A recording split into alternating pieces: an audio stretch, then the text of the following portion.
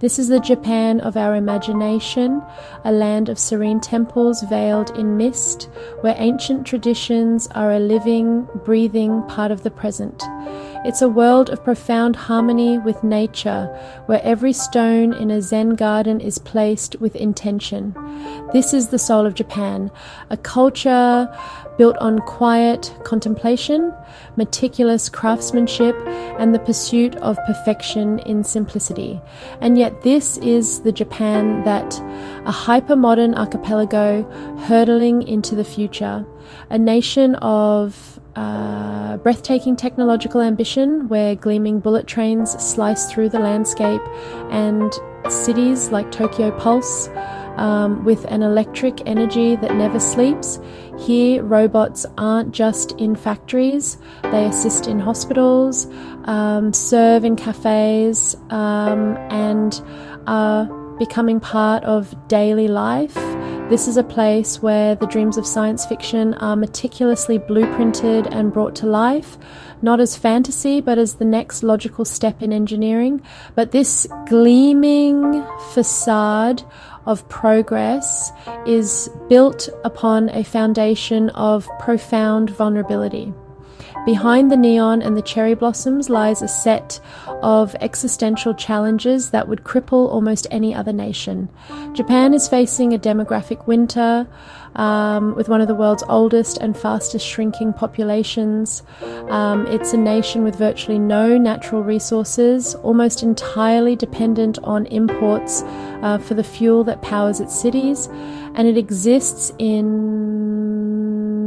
constant precarious dance with nature itself, relentlessly battered by earthquakes, tsunamis, and typhoons.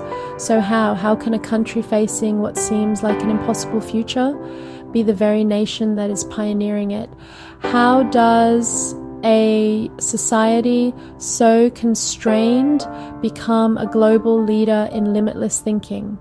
The answer is the great contradiction and Japan's greatest secret. Its challenges are not its weakness. They are the very crucible in which its future is forged.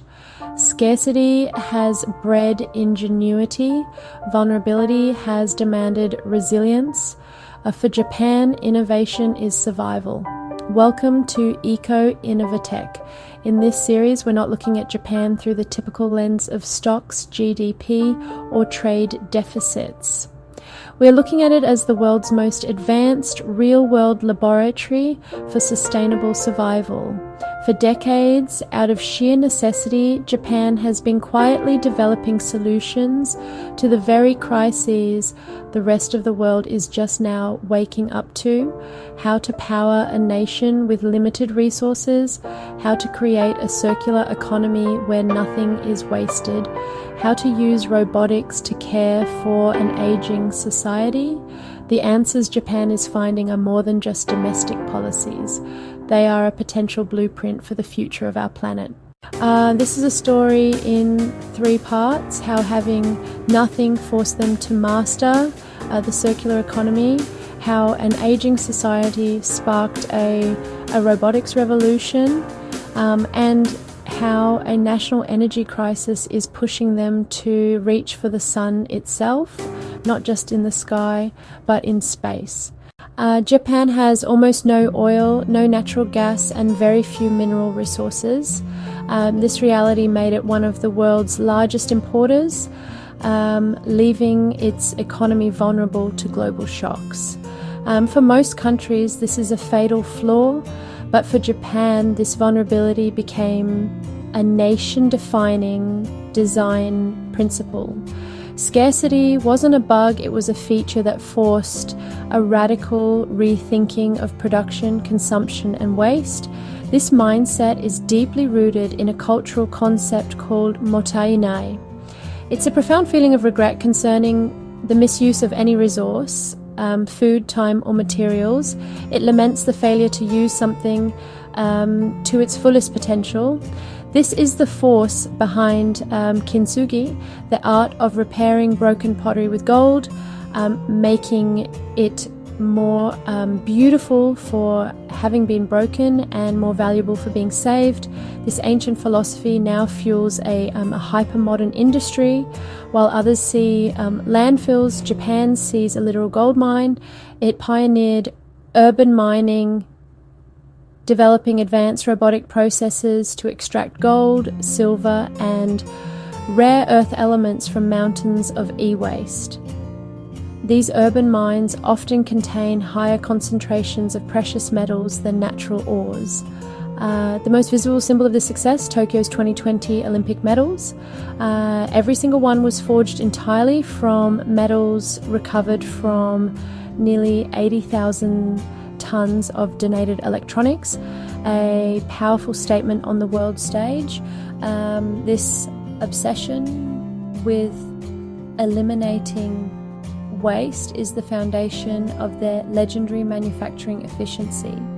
It's the engine behind principles like Kaizen or continuous improvement and just-in-time production, both designed to systematically hunt down and eradicate every form of waste, from excess inventory to wasted motion. Now, this is evolving into a full-blown national strategy for a circular economy. The goal is to create systems where nothing is wasted, where every product is designed for disassembly, repair, and remanufacturing, shifting the nation from a linear take, make, dispose model to a truly closed loop. By turning its greatest weakness into its greatest strength, Japan isn't just solving its own resource problem. In a world of finite resources, it is perfecting the art of the infinite loop. The second great challenge, Japan is the oldest society in history. A shrinking workforce must support a growing number of retirees. Instead of seeing this as collapse, Japan's engineers saw it as their next great mission. This is why Japan is the undisputed leader in robotics. They aren't just building industrial machines, they are building partners for humanity. CareBots are being designed to assist the elderly, preserving dignity and independence. Advanced exoskeletons allow older workers to remain productive and healthy. Automation isn't a threat here, it's a lifeline, ensuring society continues to function and thrive. The third challenge was born from a catastrophe that shook the nation to its core. The 2011 Fukushima disaster prompted an unprecedented decision: the shutdown of nearly all of Japan's 54 nuclear reactors. Overnight, the country lost almost a third of its electricity supply, plunging it into a severe energy crisis and forcing a costly reliance on imported fossil fuels. This moment of vulnerability became a powerful catalyst for radical reinvention. Faced with the urgent need for energy independence, Japan embarked on a national mission to redefine its future.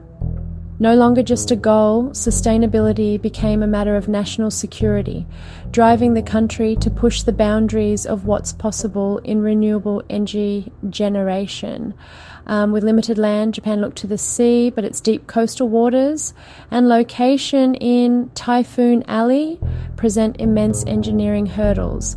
The solution, developing some of the world's first floating offshore wind farms, anchored to the seabed with flexible tethers and equipped with turbines designed to withstand the planet's most ferocious storms. But wind and solar alone aren't enough. Japan has placed a monumental national bet on becoming the world's first hydrogen society. This isn't just about fuel cell cars, it's a complete reimagining of their energy grid. The vision involves using renewable energy to produce vast quantities of green hydrogen. This clean fuel will then be used to heat homes, power heavy industry, and run public transport, creating a fully integrated zero-emission energy cycle from production to consumption. Yet, even that pales in comparison to their most audacious moonshot space-based solar power. The concept is breathtakingly ambitious. Construct colossal solar arrays in geostationary orbit where they can harvest the sun's energy uninterrupted by night or clouds. And this power would then be converted into microwaves and beamed safely down to receiving stations on Earth, providing a limitless clean energy source. While it may sound like science fiction, for JAXA and Japanese research institutions, this is a serious, multi-decade national project. It is the ultimate expression of Japan's engineering philosophy. When faced with an existential problem, you don't just find a solution, you engineer a new future, no matter how ambitious the blueprint. Resource scarcity, an aging population, an energy crisis, these are not just Japan's problems anymore, they are the challenges of the 21st century coming for all of us. Japan has become a living prototype for the future, a test case for circular economies, robotic societies, and clean energy systems the rest of the world will need to adopt. Their lesson is simple: the greatest limitations can inspire the most profound innovations. What can we learn from Japan's approach to these global challenges? Share your thoughts in the comments. To explore more of the groundbreaking ideas shaping our sustainable tomorrow, subscribe to Eco Innovatech. Thanks for watching.